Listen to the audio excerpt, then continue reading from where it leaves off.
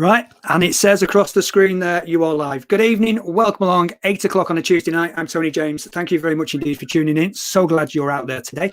Got a very special guest today, the stat man. He knows more stats than anybody else in the running world. You've got to say good evening to Tim Grose. How are you, sir? Hi, thanks very much, Tony. Thanks for having me on. It's only the second one of these I've ever done, the first live one, so apologies if I say the wrong thing, but... Not a problem. I don't think there's any children present, so we can get away with some running stories, probably. Oh, yeah, sure. So we'll just say hello to a couple of people who've commented so far. Chris, the running guy, is with us. Good evening, Chris. And good news for Chris this week. He's actually booked on a leadership in running fitness course. So he's starting his journey down the coaching route. So congratulations, Chris. Hope that all goes well for you. I saw he was down the track coaching and running on one of his videos, so that was good to see. I must go to that track. It's in Woking, which isn't too far from me. That's what I've noticed. These YouTubers in this running world, they all seem to live within a 20-mile radius of each other, just outside London. And then there's me and Sam. Well, Sam's in Kent, and then there's me stuck up in the north. I think I'm the only one up here. Well, there's a few out in sort of Wales, England border, aren't they? FOD runner and Matt and Kelly. Yeah. But no problems. We'll all get together for the running show in July, so we can have a meet up down then. And we've also got Kim with us tonight. Kim is in Denmark. So good evening, Kim. Thank you very much indeed for making the journey via the internet to us. Most appreciative of you being there.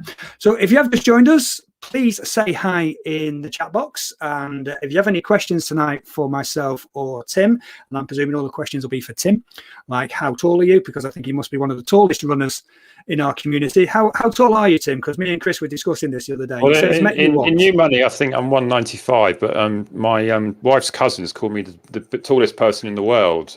But then I got a bit disappointed when I found out the FOD runner is actually a bit taller than me. So I'm not the tallest runner in the world, unfortunately. I think I'm about 6'5" in old money. So but yeah, the big problem is shoes, because I got too big a feet, so they never do shoes in my size.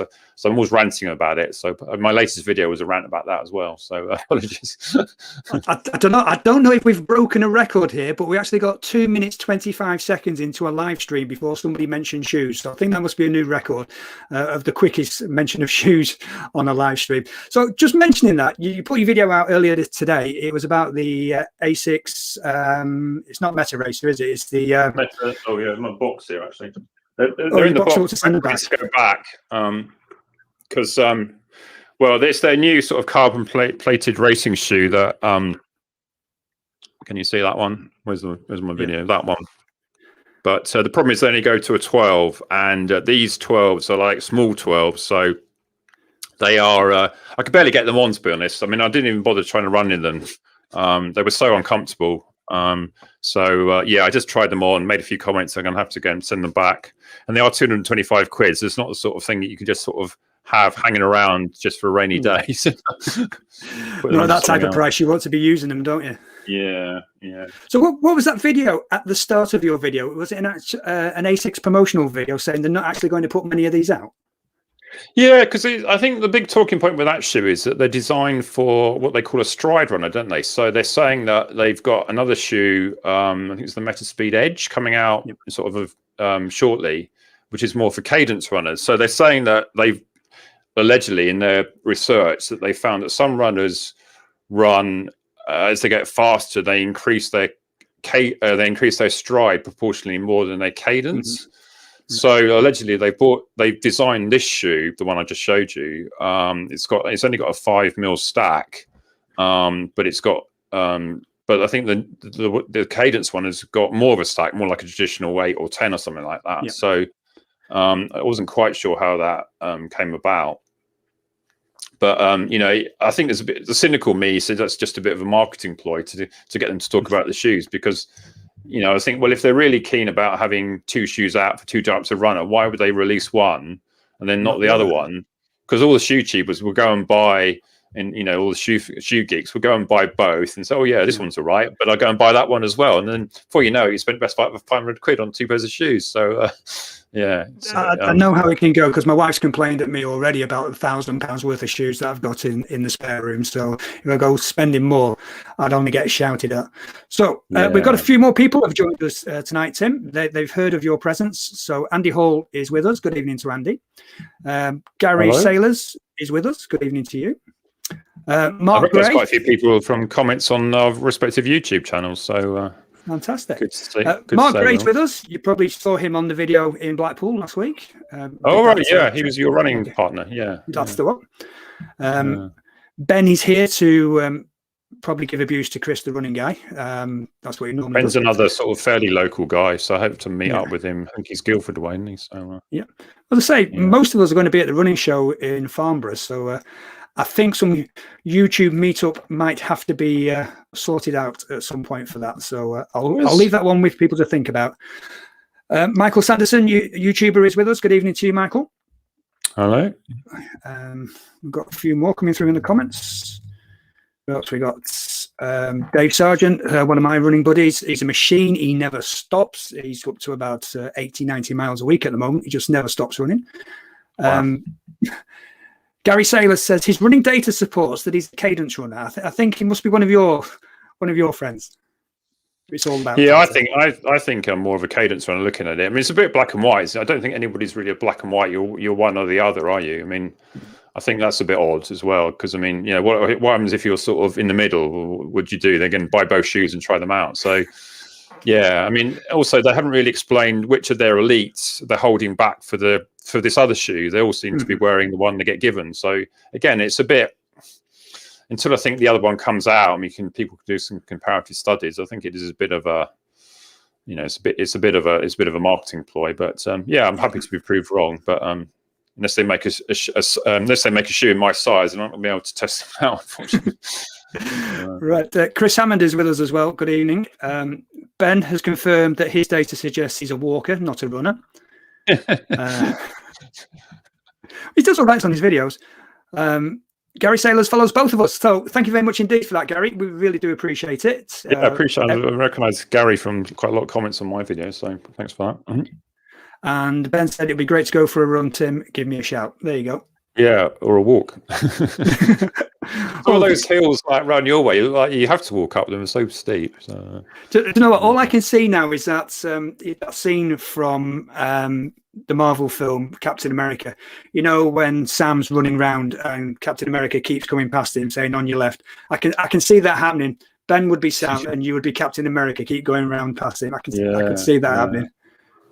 Well, I always get a bit worried about some of their runs because they always go out with sort of kitted out with their sort of little water packs and stuff. And I think, well, I never really run far enough to ever think I need one of them. So when they're sort of heading off for like these sort of 4-hour runs or something, I suppose you need to have a drink on the way, don't you? You certainly do, right? And also, Running Man Sam is with us from Kent, so he's not too far from you. He's only a train ride away. Right, so let's get into this. Tell me a bit more about who Tim is. How did you start your running journey? When did you start your running journey? And probably why did you start that journey? Well, I mean, I'm 54 now, which is sounds very old. I'm 55 in November, so yeah, another age group. I mean, I basically run all the time. I mean, I used to do the cross countries at school when I was sort of, I think the first one was I was in middle school. Don't know what they call them these days. They're year something, aren't they now? And so I was about 11. I think we did the local sort of Ealing schools. I grew up in Ealing in West London, and I never used to do any training, but I think I must have been reasonably good at it. And I think one day, when I was about 15, I played cricket quite a lot and was into it, but I was getting a bit fed up with cricket. So one day I just decided to get up out the door and run around the block as fast as I could. I mean, my block was about, I think it seems to get shorter every time I properly measure it. I think when I first measured it, I thought it was really long, but you realise it wasn't quite as long as you thought it was. So it's an argument's sake, it was about a 3-minute round the block. So in those days, obviously, you had no idea. So you would come out the door and you would charge off down the street as fast as you can, and then you do a lap, and then that would be it, So then I would come back to bed like panting like a dog. I remember that, and I think over the weeks I got a bit more into it, and I said I could do 2 laps, that'd be more like a mile. So I was always sort of more focused on the shorter distances. And when I was I was about 16, I joined Ealing in Southall, the local athletics club. and I was with them for many years. And I went to university and used to come back and do like track leagues in the summer. So I was sort of mainly an 800, 1500 meter track runner until I was sort of late 30s, and I wasn't getting any faster. And I think in that era, I think I went to a Watford Open meeting, and I was lying in. I looked along the line, and there was like sort of a teenage girl, not being sexist or anything. You're kind of thinking, oh, how is it? some little girl that walks up to my knee, and I'm running against her. So I thought at that time, I think I better take up the marathon. And it kind of revolutionized my training for a few years, because I think I'd always been quite a light trainer in terms of mileage, and I started doing a lot more just to get around, and suddenly found I was, suddenly sort of almost found the light. And then you kind of in retrospect wished I'd done a lot more mileage when I was younger. So yeah, I mean, that was about 2005. I did my marathon PB, and it's kind of I'm still very keen, but I think one of the things that that we might discuss about is motivation, because YouTube's sort of full of people doing videos of PBs. But my last PB in a proper event was 2005, and I'm never going to do one again, really. So the motivation has to come from a different way when you get older.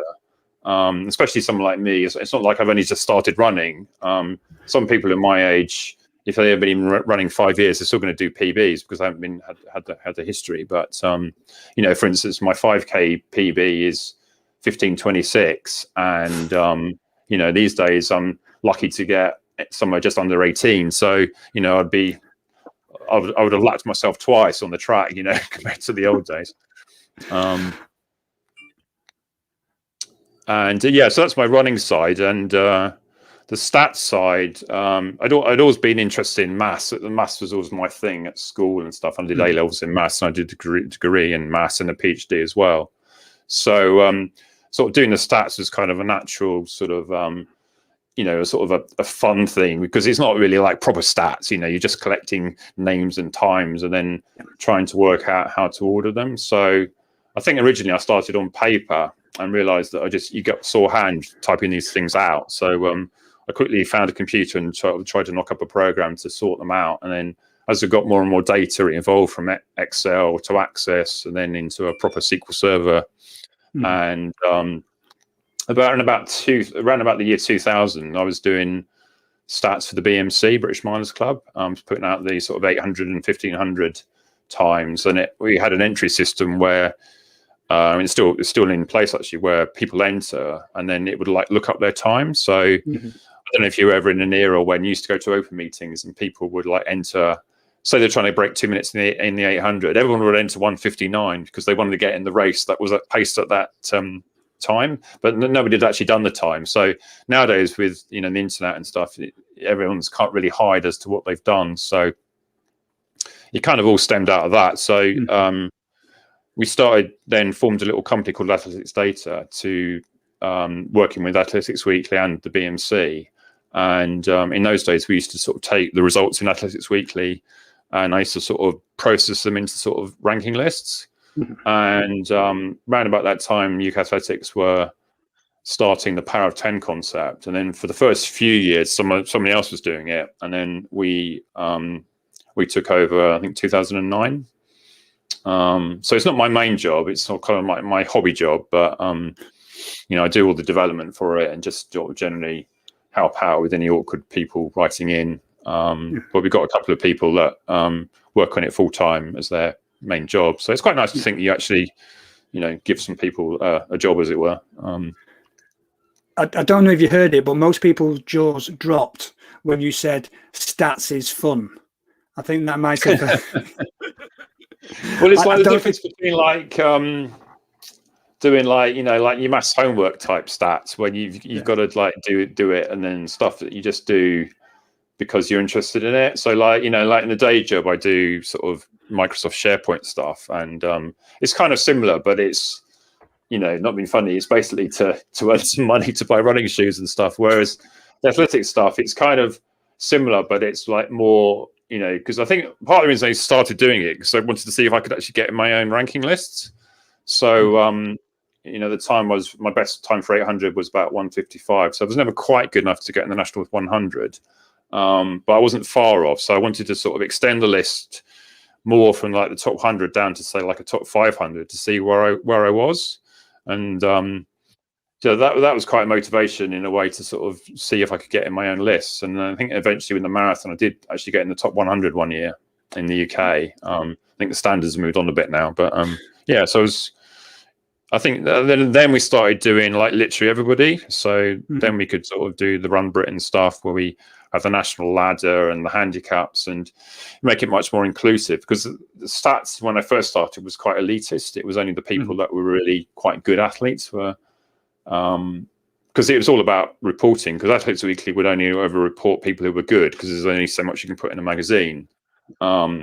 Whereas now, with all our YouTube channels and Strava and, everybody's sort of whatever standard you are, it doesn't really matter anymore, does it? I mean, it's all about just getting out there and having fun. But obviously, I think people I don't know about you, but I run primarily as a challenge, I think, to myself, because even though I'm kind of older and slower, I always feel I can be faster than yesterday or the week before or last year. So, well, first of all, can I stop you saying older and slower? Because I'm exactly the same age as you. Right.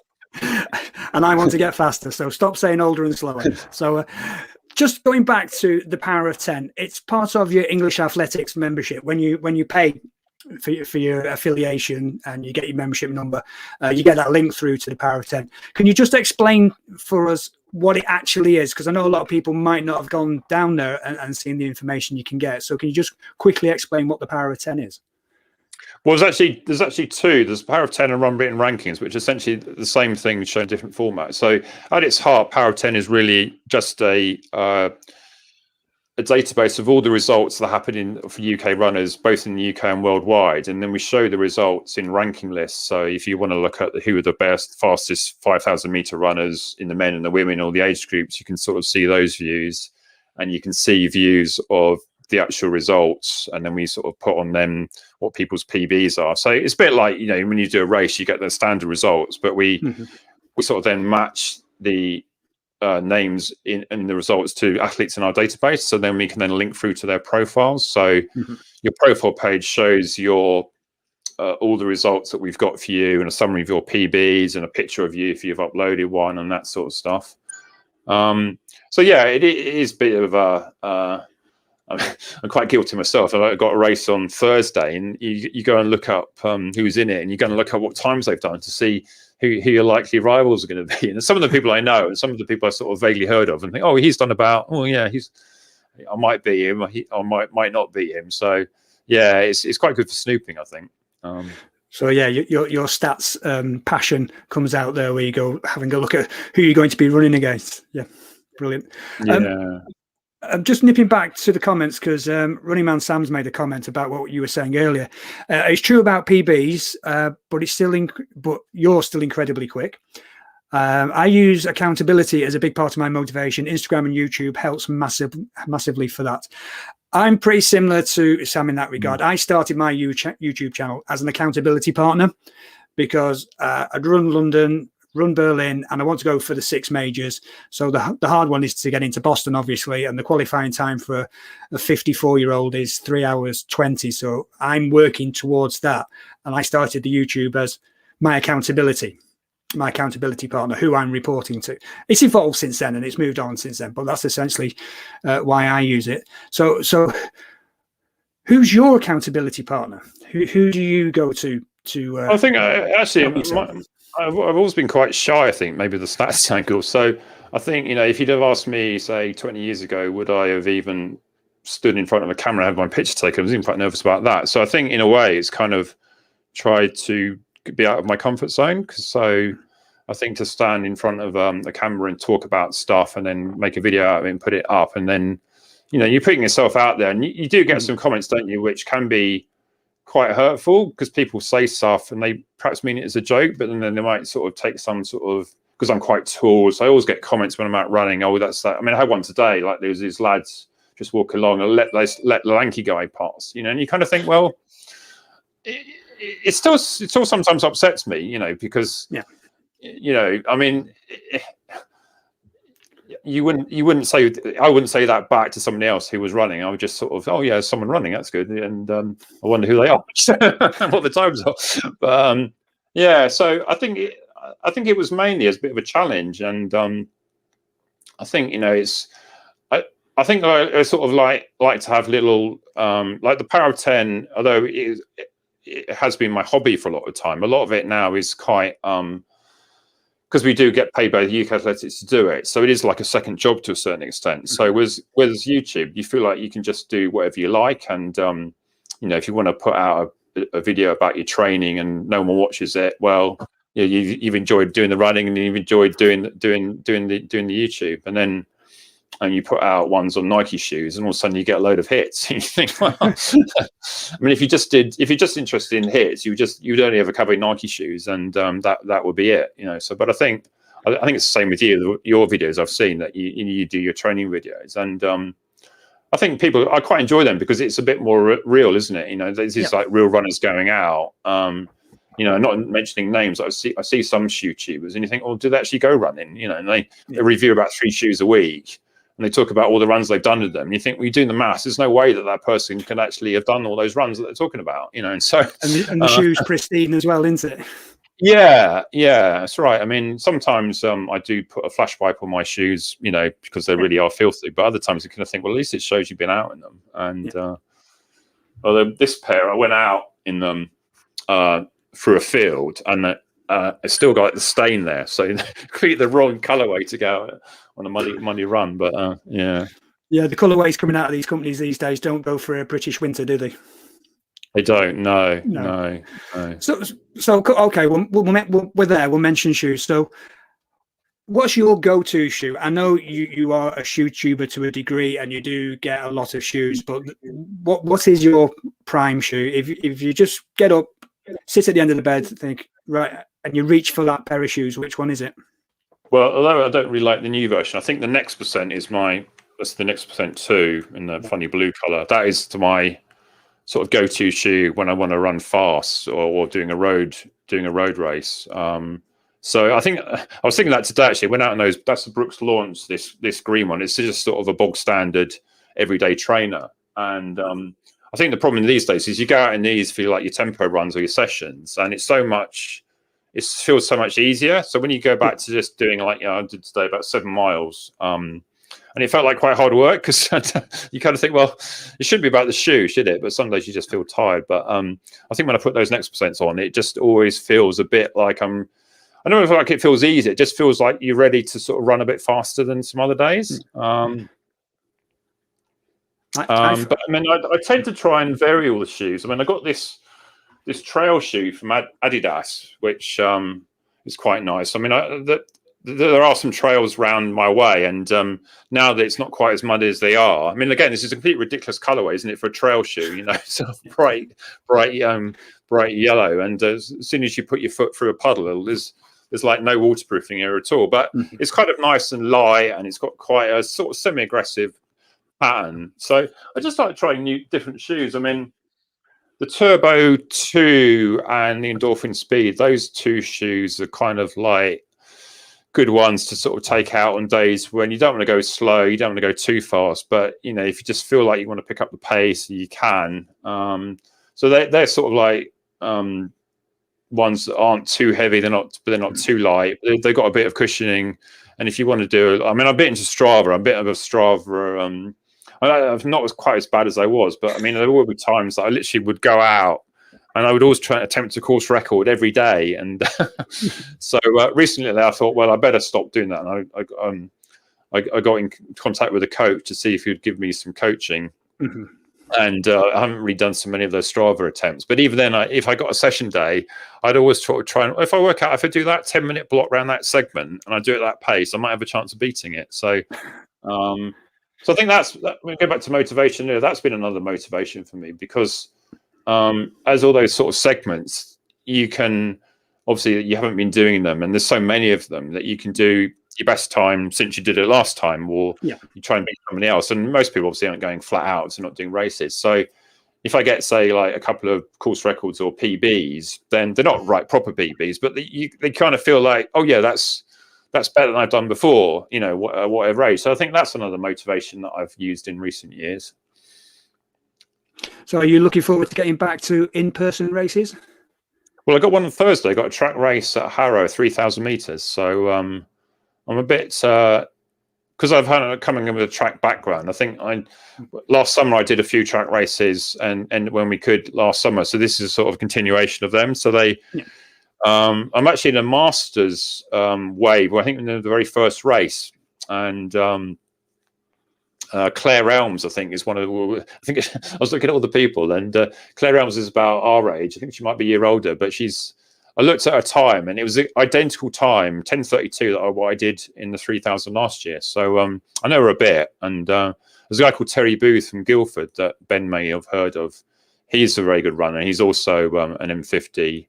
I got a couple of my mate Phil's running that you might have seen in some of my YouTubes, and a guy called Chris Ness is at my club Walton. So we often have quite close races. So when I was looking through the people, I thought, well, I recognise half of them to actually speak to, let alone just seeing them in the results. So how do you train for that compared to doing a longer run? If you're going out running a half marathon or a 10K, what's the difference in your training regime?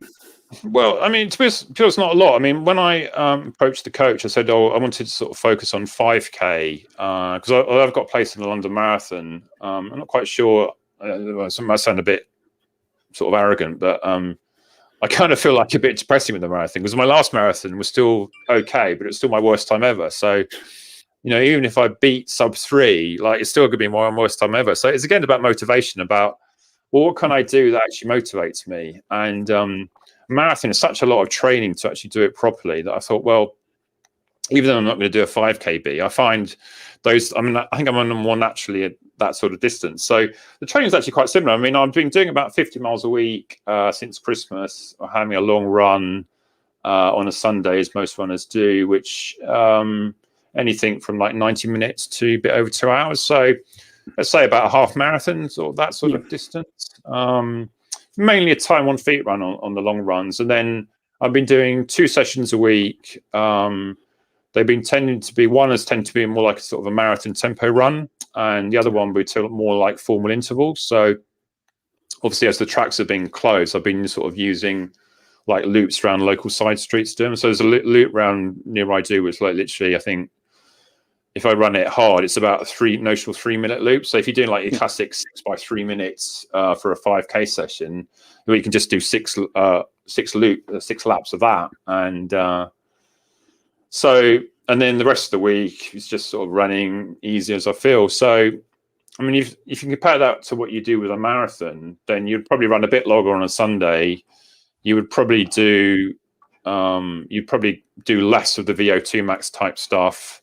But you certainly still do a marathon tempo, and you certainly still do all the recovery runs in the middle. So, I mean, these days, I think I can't do much more than about 60, 65, I think. Otherwise, I'm just sort of, body would break down. So doing 50, I already feel like I could actually quite easily convert that sort of training to a marathon or a half marathon without really doing too much at all. But equally, I could also, if I wanted to, and I'm probably going to hope to do a sort of fewer 8s and 15s on the track again.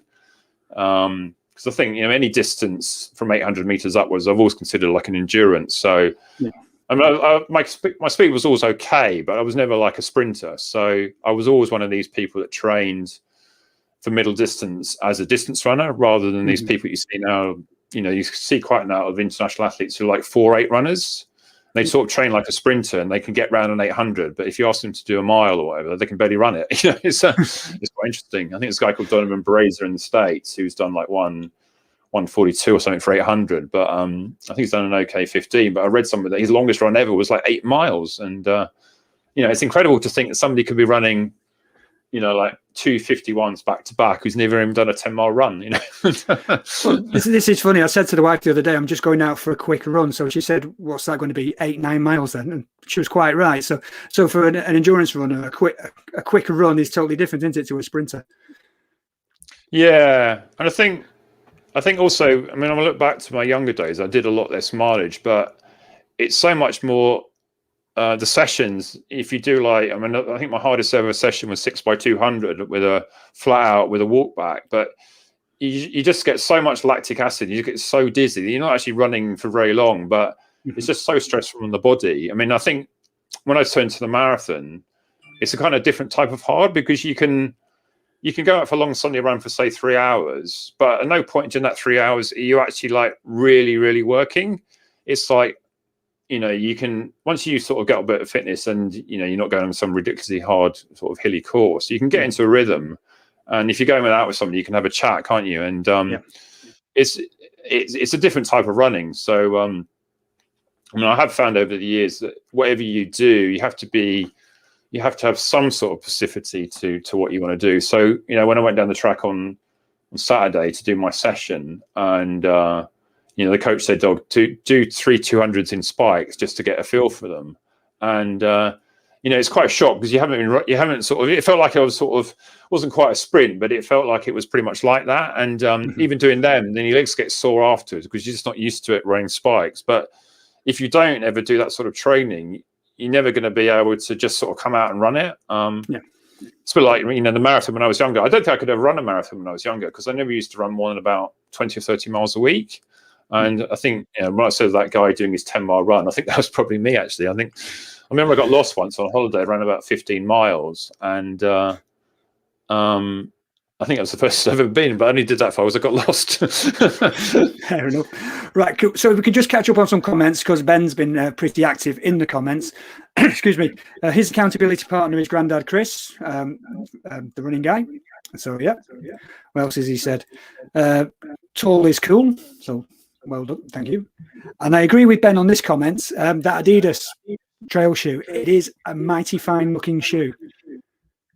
Yeah, I've got another one, which is like their out and out racing shoe, but it's quite a scary shoe. It's only a 4 mil drop, and there's literally nothing to it. So I haven't even dared put them on yet. So I think I'll get through this track race, and I might go out for a few strides in the woods to see if they're okay. But you wouldn't want to do Ben's 50k in them for sure. Maybe, I know, even 5k maybe a challenge. Fair enough. Mark says sub 3. Wow. So yeah, nothing to be upset about, even though it might be your slowest. So yeah. Ben's also saying, the thing about the marathon I find is when you start marathon training, you work out what you think your marathon pace is going to be, and you go out for your first marathon tempo, and you do about a mile. You're thinking, how the hell am I going to keep this up for 26? I can't even keep this up for 1. And then, you know, it's a bit of a long haul. But I'll tell you what, you're the stats guy, so you'll be able to answer this. I know Chris posted about it earlier this week. Garmin and its predictions, your race predictions, they just seem to be nowhere near what you can actually run. I know last year when I was running a marathon in 350, about 350, it was still saying I could run it in 305. I was talking about that on the Facebook group, because I think I've got this is the 9.4. I'll turn it around. This is the 9.45. We're trying to see what is predicting at the moment, and they've actually improved the algorithms actually on the later watches. So if I look at my marathon predictions at the moment, it's actually saying a marathon is 3:01. So that's actually not bad, is it? Because as I said, I haven't been training for the marathon. Yeah. My 5k prediction is 17:46, and I've done 17:58 in the last 2 years. So that's not far out, is it? Yeah. And I think I've got a 5k next month on the road. So if I can get somewhere near that, that would be good. And it's got 37:10k, and I did a 37:10k. So the key to it is to get your maximum heart rate entered right. So my maximum heart rate these days is a lot lower than it ever used to be. So I'm 54. So that formula of 220 minus age would give me 166, but I haven't seen 166 for a long time. So I put 160 into mine. Yeah. And then the problem is, if you got that max heart rate too high, there's too much of a gap between what you actually do and what it thinks you can do. So say, like, you know, if you put in your max heart rate is say 170, but you never get above 150, the watch thinks, oh, this guy's just coasting along. So no, yeah, he can run a 30-minute 10k because he never seems to try, you know. So I think that's basically, in a nutshell, why sometimes it doesn't work for everybody. So my top tip is to go and look on your watch, see what your max heart rate is, and but then if you actually want to know what your max heart rate is, you probably need to go and actually do something to get to it, and that is most painful. So I think hill reps is one where you could get a very high max heart rate. if probably like an end of a 5K, if you don't start too quickly, is also going to be not far out. But anything that basically goes uphill, but not so uphill that you feel like you feel lactate. But you know, when you get to max heart rate, you certainly know that you've been working. And yeah, fair enough. Also, I think I tend to wear a heart rate strap because I've been used to it. Some of the optical ones, they can't be. They can be a bit off, so you know sometimes you get dodgy heart rates. That can also. Yeah, I've changed to a chest strap, and that seems to have altered my heart rates, and it seems to be a lot more. The way it feels and what it's saying seems to be closer together than they were previously, so that's good. Yeah, right. Yeah, we've got a question for you, Tim. To keep the tempo going for the entire distance. Well, I think the key is to work out what you can keep up for the entire distance. So, for me, when I was training to do my last marathon. Obviously being a stats guy, I worked out what the pace is in minutes per mile. So I think to do 3 hours exactly is 6:52. So say 6:50 because you don't want to be too on the level. And then if I was feeling a bit better, then I ended up doing a 6:45. So if you're doing a tempo run at marathon pace, then obviously don't start out at 6:30 pace when your marathon pace is really more like 7 minutes. So, and also when you start them, don't go too far. So I think when I first started my marathon tempos, I may have done about, say, a 10K. And then I built them up to more like sort of 10, 12 miles. I never used to like doing them too far because I think if you start doing them too far, you might as well go and run the marathon. And I'm one of these runners who prefer to do my long runs more as time on feet. I mean, you do see some runners who try to incorporate marathon pace within their long runs, but I think that's probably the ultimate training. But the problem with that is it's just so hard. So, if you go out and do 20 miles on a Sunday where like the middle bit's marathon pace, and then how are your legs going to feel the day after? Are you going to be able to run? And I think marathon training is consistency. There's no point in thrashing yourself and then having to have 3 days off because you're knackered. So yeah, my top tip is to work out what you think you can really keep going, and look at also set your watch to something like lap pace. So you're looking constantly at your watch, but you're getting some sort of feedback over a longer period, because it doesn't really matter if you go over your pace for. Say you go up a hill or you go down a hill, your pace is naturally going to go up or down a bit, but over a whole mile, say, it probably, unless you're running all uphill, it's going to even out. Okay.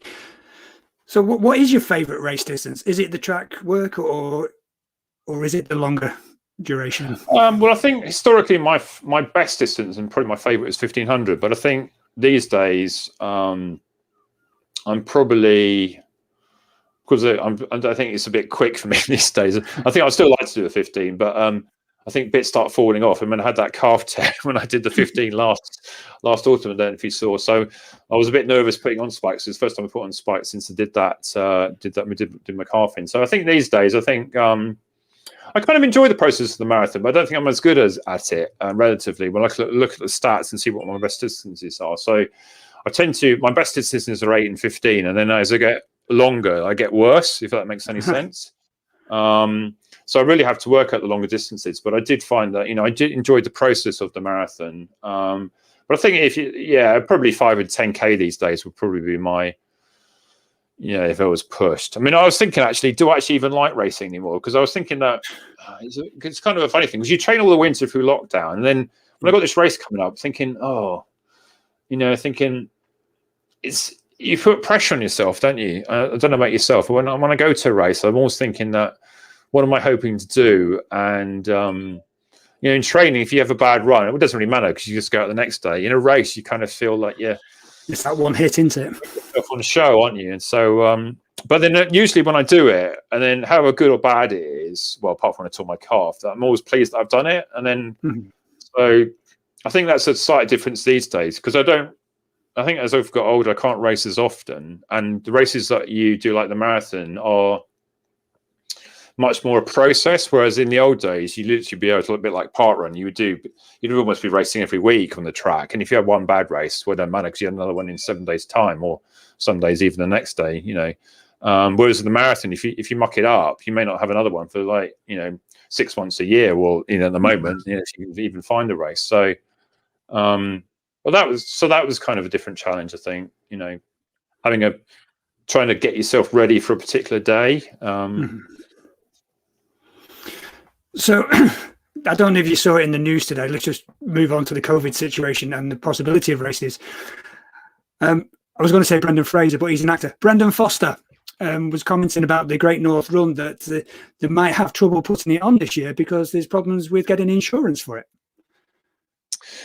Yeah, it's interesting that, because I mean, if races are licensed through Run Britain, the sort of road running of Arm of UK Athletics, they get like liability insurance. But I think those sort of events take out their own extra insurance because they're so massive, and they may want to have reassurance. So, yeah, I mean, I was thinking that I think that's why I'm a bit nonplussed about the London Marathon, because aren't they talking about having like 50,000 in it and then 50,000 in the virtual? But I mean, how is it going to work? I mean, at the moment, I mean, track races are okay because you've only got like, say, a dozen people running at the same time. And, the races I've seen on YouTube, they've been like virtual time trials. I saw a 5K that I'm going to do next month where they had like 5 races, but even within the races, they have like 5 mini waves. So there's only ever more than about 20 people starting at any one time. And this is the thing we've been discussing previously. Sorry. Yeah, I mean, I think like Dorney Marathon, they set people off like 3 or 4 at a time, don't they? And you're actually doing a time trial. We've got a race coming up on the 9th of May, and I got the information through today from the organisers, and they've limited it to 300 people through this 10K, but the 300 people are being set off between 9 o'clock and 10 to 10. So obviously they're staggering those 300. So that's just on a small local race. So as you say, with 50,000 people in London, even if you stagger them, are they going to be letting them go from 9 o'clock in the morning till 9 o'clock at night? It's just, well, it doesn't seem very believable, does it? No. And yeah, I mean, I don't know if there's some sort of belief that things will be all right by then. I mean, that was kind of their hope last year, wasn't it? And that obviously didn't turn out. Well, our glorious I do find those sort of race starts a bit odd, because you're kind of thinking, well, it's a bit of a token gesture, isn't it? To certain thing, because you start people off in waves, but then everyone's not going to be running at the same pace, and so surely after a while, it's just like any normal race where people are just running together. So, but I suppose the difference is that they don't have these huge events like the Great North Run and the London Marathon haven't happened. We're talking races under 1,000 people, aren't we? Typical, like more like your local sort of club-based organised race. Or, I mean, Parkrun's starting back in June, isn't it? So it's going to be very interesting to see how that's going to pan out, because my local one is Bushy Park, and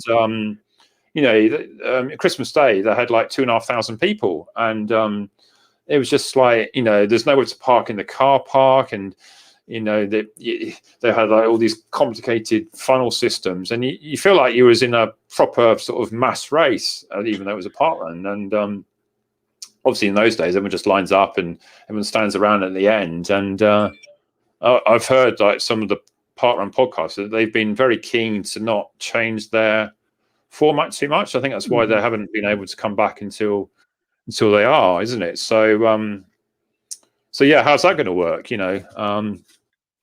knows? No, even the smallest ones these days have a couple of hundred people, don't they? Yeah, I mean, also I think these days it's a bit like running shoes. I mean, these entries open for the track one. I mean, obviously they can only have more than about 200, 250 people. And my friend says, "Oh, yeah, entries are open for this race. Get in and enter quickly."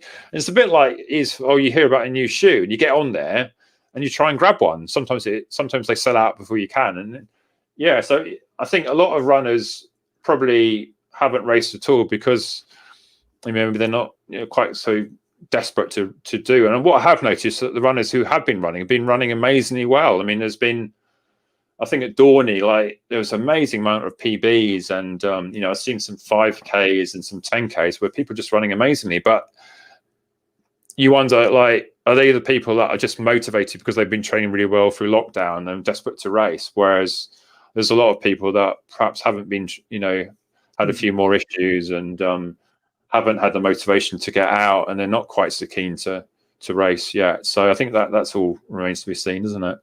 Yeah, I think it's also a case of, I know specifically for me, and it's been mentioned before, but actually doing the race, I'm missing that 1%, like competitiveness at the end.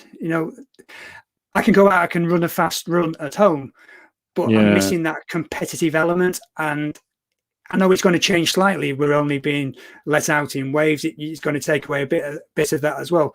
But I think being back in the actual in-person race is why we're getting those improvements in times, because people are actually back to being a bit more competitive than just being a bit more laid back at home.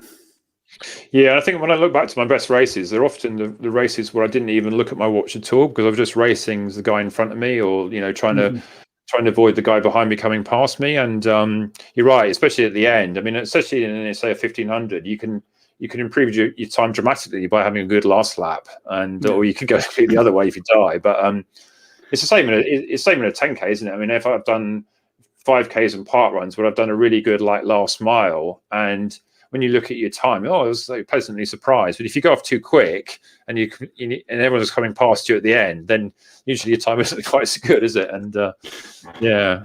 The worst one that's happened to me in a 10K was the guy with the pushchair coming flying past me just in the last half mile. That was a bit demoralising, but he was flying. Ben's asked a question.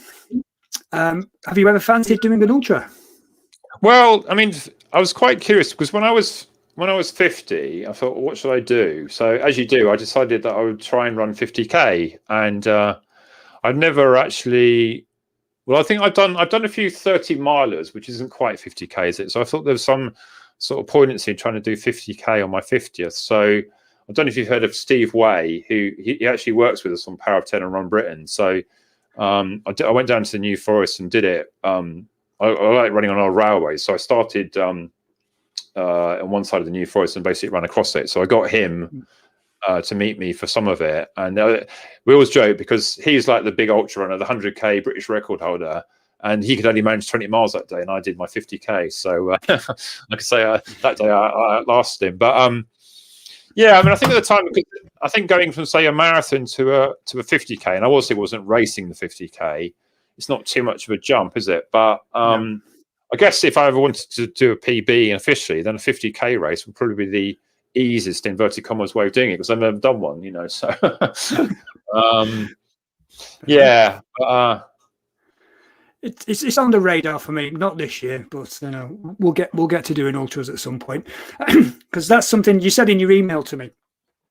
We've touched on it earlier on, that at your age, not my age, at your age, that you're getting older and slower, and the chances of getting your PBs is getting slimmer.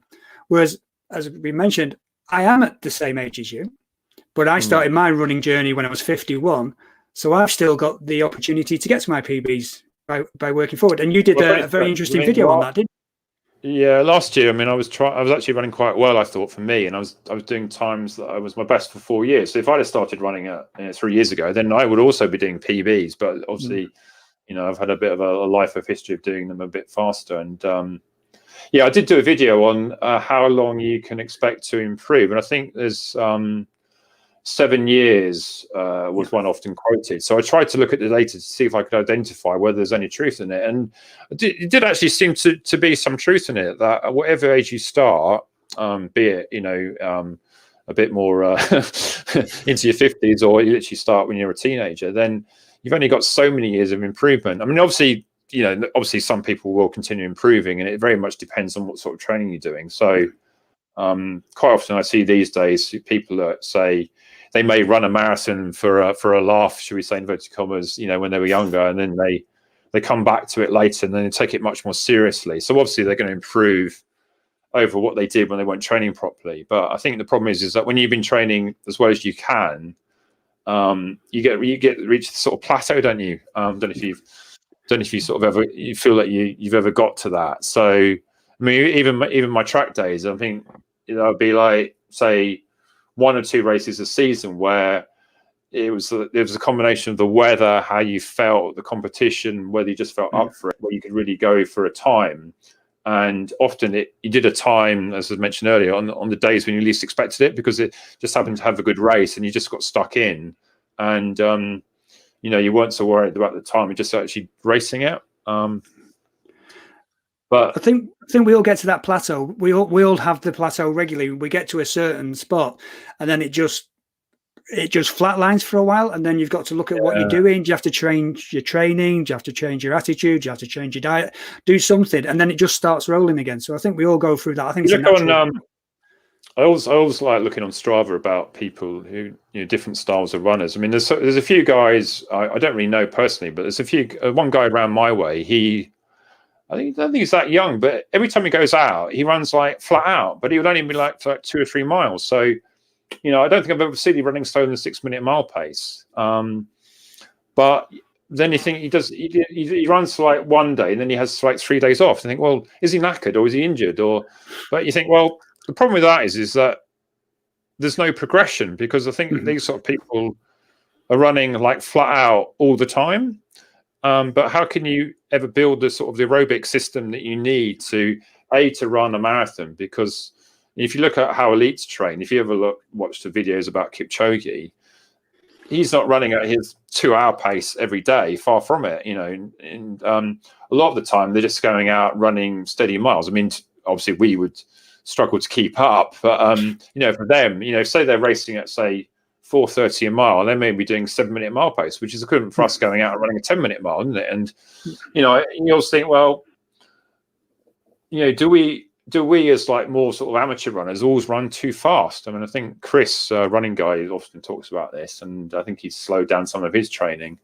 And I think nowadays for me, my sort of benchmark easy pace is about 8-minute miles, whereas I think when I was younger, I was a bit like that guy I just mentioned. I would go around the block and run 2 miles flat out in sub-6 pace, and then come back, and then I'd run like 15 minutes flat out, and that was my run for the day. I think, well, I'd get away with it when I was 25, but not when I'm 54. And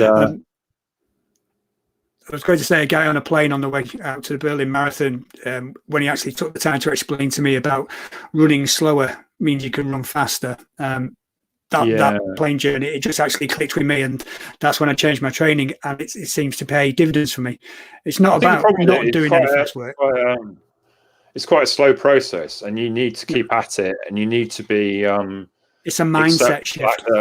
Some days, I've got to go out for an easy run, and can be a bit boring, can't they? Because some days you just feel like you want to go a bit faster. But I mean, I did it today a bit. I got this race on Thursday, and I had yesterday off, and I felt a bit lethargic, and so I did about 7 miles. I probably ended up running a bit harder than I wanted to, but some days, even though it's harder to actually do, what you practice, what you preach, and some days, even though the coach says, run that one easy, and he said, if you're running 7 minutes something, that's probably not easy. But then I get to the point where if I'm running about, say, 8:30, 9 minutes miles, I'm struggling to put one foot in front of the other. I feel like I'm not actually even moving, and so, and then I think then you start to get issues about, are you actually running properly then, if you're not running naturally, so that's another issue, I think. But I think that comes down with sort of experience, doesn't it?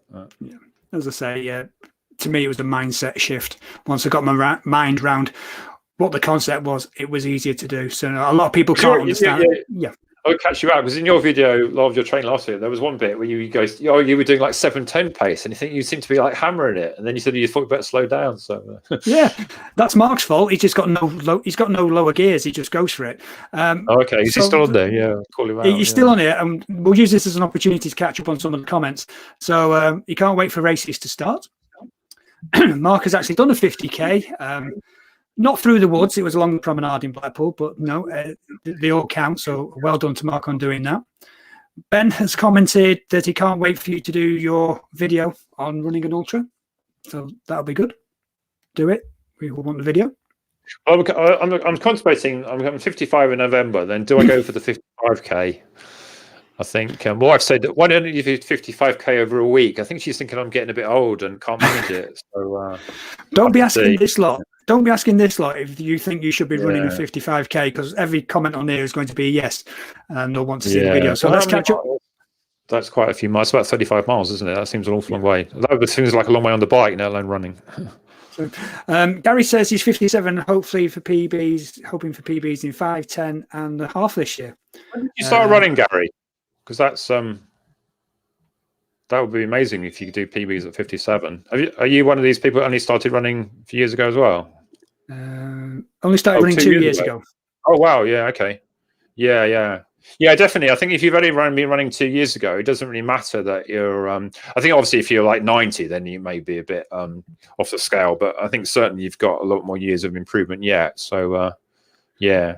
I think Mark's put the same thing. He's been running 3 years, but the PBs keep coming. Just on he's sub 20 on a 5K. Must be good to get sub 20, yeah. Because a few years ago I was coming from injury, and I took ages to get back under sub 20 again. And you kind of if you stop doing it, it's so much harder to get back into it. And as I got older, it's kind of, oh yeah, I just come out and run a sub 20, and I think I ran a 23-minute part run. It was a really rude awakening that.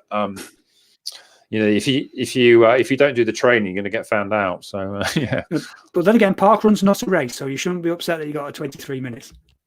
Well, yeah. Tell that to the 36 people ahead of me. Yeah. So. Yeah.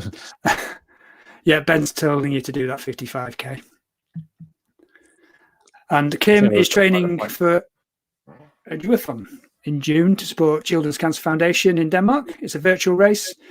I was on the bike today to test the route.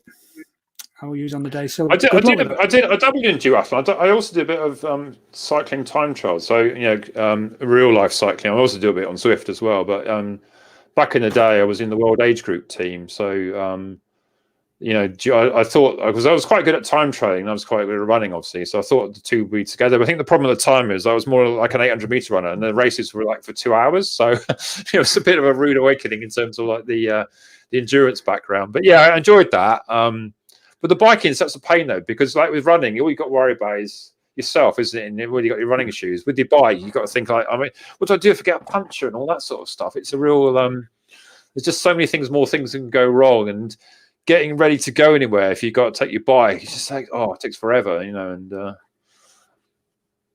fair enough.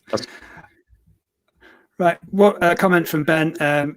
He hasn't had any PBs in ages, thinks he must be going backwards. Don't worry, don't come. Well, yeah, as I said, my last proper PB was 2005. So, although I did do a 4-mile race in the States, I think that I could call that as an official PB because I had never done a 4-mile race before. So that may have been my last real PB. That was about 2014, I think.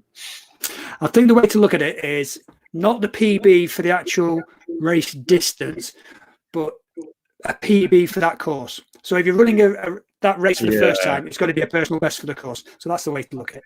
Yeah, and also look at age graded as well now, because on age graded, my percentages now aren't that too much lower than they were at my best 800-meter times. I think I worked out if I improved my 800 time last year by 2 seconds, I may be up on age graded to what I was, all time. So that's a bit of a motivation as well. Albeit a bit of a statistical one because it's not real running. You still got to, you still only run a certain time, somewhat slower than it used to be. But yeah, it's a good way of comparing yourself with. It's a good way of comparing yourself actually, because other people. It's one of the sort of hidden away things on Power of 10 on the profiles. You can switch it to a view of age graded. So sometimes I look at that to see what I'm doing. Okay, I'm just looking at the clock here. We've been wittering away for nearly an hour. So we are now getting towards the end of this. But before we disappear, has anybody got any questions for Tim? If you have, just put it in the comments. We'll spend a few minutes answering any questions if we get any. But I was just going to ask you while we're waiting for questions to come through. Some runners like treadmills. Some runners don't, but seeing as you are part of the Swift community, I presume you like the treadmill. Well, I mean, what happened, we touched upon it, that I was training for the Dublin Marathon in 2011, and I was about 3 weeks out, and I was doing my last long run, and rather stupidly in hindsight, as I often do, I left it too late to run, and I was basically running in the dark. And Ben and that may know it. There's a bridge on the Downs Link. Was like 2 wooden posts coming into sort of Guildford area near Peasmarsh, and I basically ran headlong into this post I didn't see in the pitch black, and basically wiped myself out. And then, look, cut long story short, I was in hospital for 2 weeks with blood clots and all sorts of stuff. And I didn't run for 7 months afterwards. So when I got back into running again, eventually. my wife said, "Oh, I really don't want you running in the dark because clearly you can't see where you're going. So why don't you go and join a gym?" So I did running on the treadmill for a bit, and that was kind of pre-Zwift. And then when Zwift came along, it was kind of the ideal thing because it made treadmill running.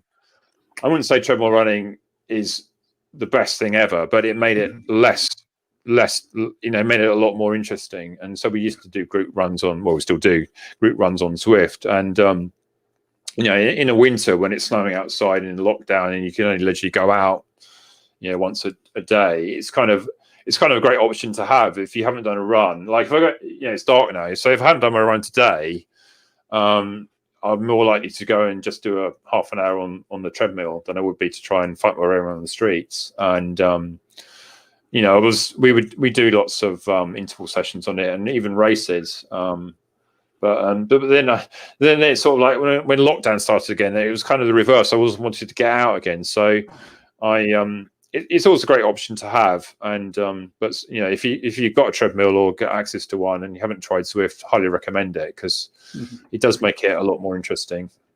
Yeah, I just can't get my head around about giving the thumbs up as people go past. I'm struggling to try and do that and run at the same time. There must be a knack to it. Yeah, you can sort of trying to type one-handed while you're running along. So there's a sort of, I think, a certain speed. If I was doing about 12, also on the treadmill, you're thinking kph is kind of bizarre because I think in minutes per mile outside, but kph on the treadmill. So all I know is like 12 kph on the treadmill is like 8-minute miles, and 15 kph on the treadmill is like your 20-minute park run, and then 16.1 kph is my 6-minute miling, which is about my 10k speed. So if I'm doing 16 mile kph on the treadmill, that's starting to feel quite quick. My one goes up to 20, and I've had it up to 20 a bit. I can sprint to the end, and then you feel like it starts to shake a bit, and you feel like how long gonna keep this going? But then you realise that you're not even at sub 2 pace doing this, what feels like a sprint. So I think it's about 2.6 pace, 20 kph. So it's amazing how fast these marathon runners go. It is amazing. At the London Marathon 2019, when we went to the expo, they had the massive treadmill up. Oh, yeah. That was going at Kipchoge's pace, and people were just flying off the end of that. It's about just over 21k. Yeah, so it's a bit faster than I can. Yeah. Okie dokie. As I say, we are running out of time. There's a couple of comments from Chris. He says, "Best of luck with your 3k." Tim, so that's Thursday. Try and do a video. It's one of those. Some people sort of. I think Ali Ostrander say he says if this session goes well, you'll see it. Of course, we never would have seen it if it hadn't gone well, would we? So if I pull my calf, tear my calf again, maybe I won't do one. But the challenge with those ones is also to work out how the hell you're going to film it, because you're not going to get everybody to run it again for the B-roll. I don't know. I feel a bit. I feel like you need to treat these a bit with some sort of seriousness. So they're not going to run well with my GoPro in a track race. I think that would look a bit of a twat, wouldn't you, to be honest, wouldn't you? So maybe you can pull out in a half marathon or a marathon for a little bit, but yeah. Right, so we'll get this wrapped up. As I say, we've been an hour. Ben says he knows about the post you're talking about, and it did sound absolutely painful. Like I said, a great chat. Good luck on Thursday, Tim. Thank you very much indeed. We appreciate that. Okay. Gary says, thanks for letting us sit on the chat. Thank you, Gary. Tim's commented, another great hour. Thank you very much. Before you all disappear, please make sure you hit like on the video. And if you haven't subscribed to Tim's channel, I'll put a link in the description. But if you just put Tim Grose into YouTube, you'll find him anyway. What else we got? Well, I decided that I couldn't think of a good name, so I just come up with a boring one like myself, So the running guy. I mean, there's only so many variants of that you can have, isn't there? So I mean, there's even a guy called Tall Tim, isn't there? He does shoe reviews, so I couldn't even do that. Yeah. He's not even that tall, which is I think is a bit of a run tall with Tim, my mate in America. Yeah, no, yeah. And Ben enjoyed the chat as well. So thank you, everybody, for being part of this tonight. We really do appreciate it, and thank you very much to you, Tim, for spending the time with us tonight. It's been interesting and it's been entertaining, so thank you very much indeed for that. As I say, don't forget to no problems. Don't forget to subscribe to my channel. Don't forget to subscribe to, I can never get it the right way around, that way, Tim's channel as well. We'd appreciate that. Hit like on the videos, and we'll leave you there. So thank you very much indeed, everybody. See you all again soon. Tim, don't go anywhere. I want a quick chat with you off air. So once again, thank you very much indeed. And if we can have a nice picture for the thumbnail, can you give us a wave, Tim? Give us a wave. Oh, there we go. Thank you very much. Bye, guys. Thanks very much indeed for watching. I'll see you all again next week. Cheers.